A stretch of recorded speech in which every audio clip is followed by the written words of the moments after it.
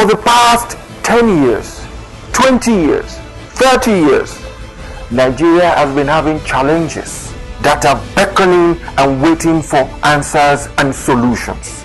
That is why we are bringing to you our program, State of the Nation. And this is going to come up on our flagship program this morning on ITV. I am hereby inviting you to join me, Bola Bakare, your host, on State of the Nation, so that we can hasten the motions that brings national development. It's going to be a regular basis on Tuesdays. Make it a date with me. I'll be there waiting for you, and then we shall discuss Nigeria on an holistic level.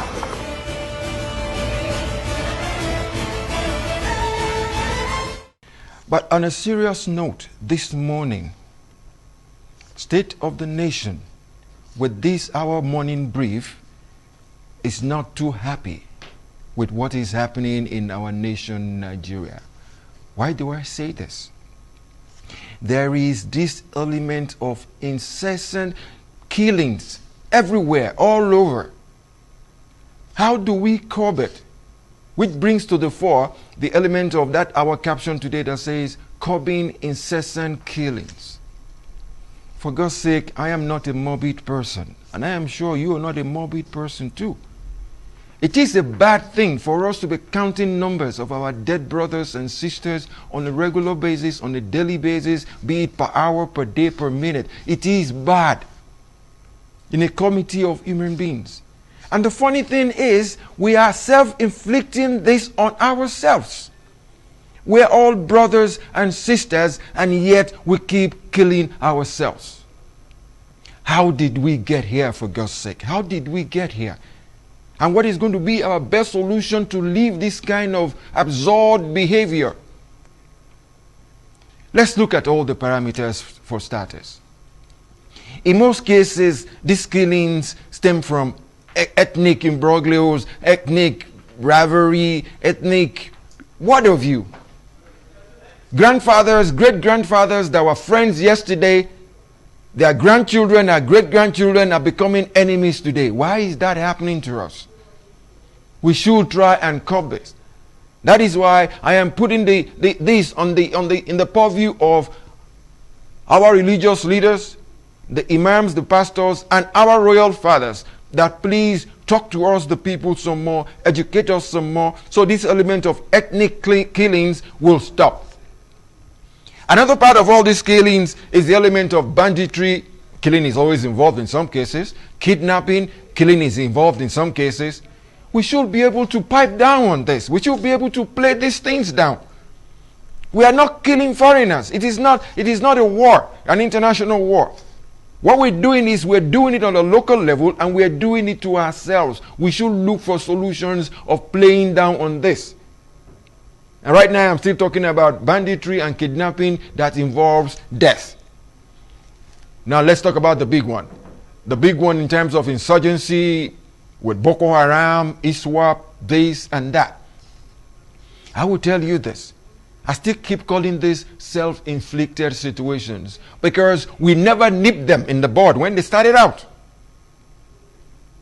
As at today, we keep counting numbers of our dead brothers, of our dead sisters, of our displaced families here and there in Chad, in Niger, in Cameroon.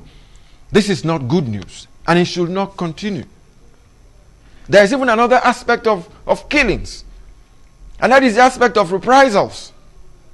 At times, some reprisals has nothing to do with either ethnic belief or religious belief or what have you. It's just based on simple, non-thinking, unethical behavior that I call reckless. How come we are reckless to ourselves when God made us brothers and we end up making ourselves enemies? And then we become reckless and we started killing ourselves. This surely is not the way to go. I will tell you this. I believe situations like this should have been nipped in the bud. We should have been able to take care of the embers before it becomes a conflagration. But the thing is, we never did. We never did. I will tell you the reasons why we never did. When stuff like this starts, Most people will be thinking, well, it doesn't concern me. It's not my business. Oh, what those people are doing, that's the right thing to do. By the time what you're thinking is right, by the time what you're thinking doesn't concern you, and it moves on to the next level, then denial sets in. You'll be saying to yourself, what they are doing now is untoward. I believe it should stop sometime or someday. After talking about it for one sentence, the next thing you're talking about something different. From this second level of denial, now comes a third level. When things now spiral out of proportions, we all start screaming. We all start screaming. If you follow what I've just said, the element of it doesn't concern me, they are doing what is right, to the element of denial, and becomes a third level, it becomes a state where the thing blows out of proportions and we now start screaming that why is this happening to us? Let me state you some examples of this trajectory. Because we should learn to talk about ourselves. We should learn to learn from ourselves. We should learn to learn from experience so that we can be able to make sure that tomorrow is going to be a better day. Let me cite you a trajectory of what has happened and what is still happening.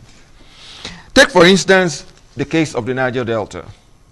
When it started out there, they were kidnapping expatriates. When they fell short of expatriates, they started kidnapping politicians and their family. When the politicians started taking care of themselves, they now started kidnapping anybody. Are you listening to my trajectory? From what they started to the denial to a position where it became a free-for-all. Let me say the same thing about Boko Haram too. When Boko Haram started out, most of us were believing,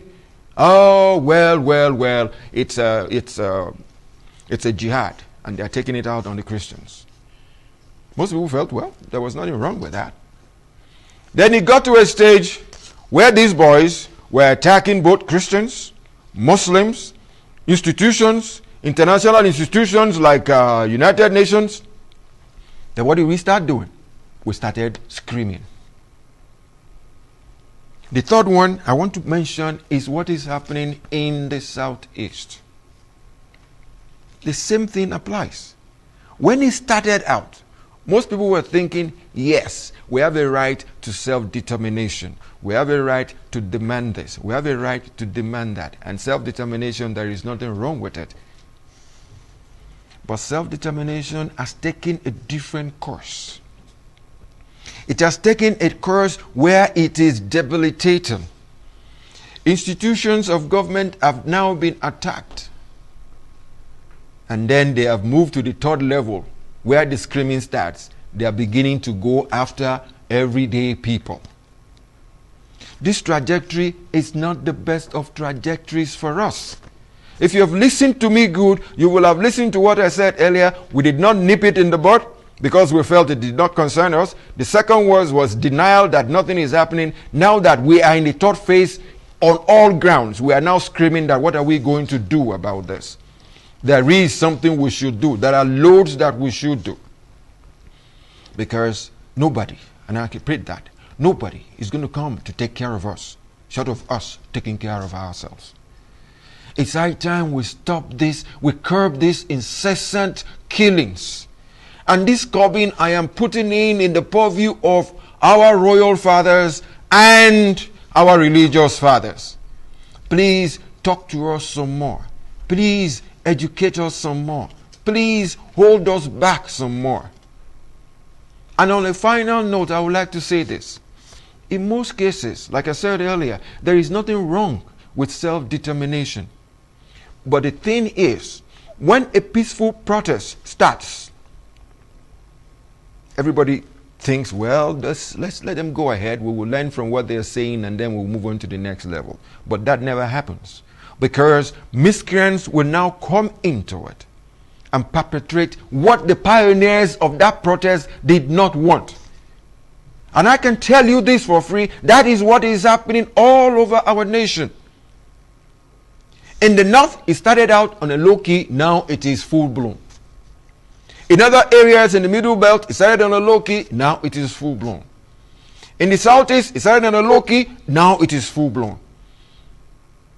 From me, Bola Bakare, to you, my fellow Nigerians, it's high time we retrace our steps. It's high time you, our royal fathers, our religious fathers, come to the fore and then educate us so that we can retrace ourselves. There is a balance that says an eye for an eye will make the whole nation go blind. We're not ready for that. And for God's sake, it's high time we reverse whatever is happening. There is nothing. In physics, they say action and reaction are equal and opposite. There is nothing that starts that doesn't have an end. But do we have to end our own lives via killing? The answer is no. A very big capital no underlined and highlighted. It's high time we think. It's high time we think about curbing incessant killings in Nigeria.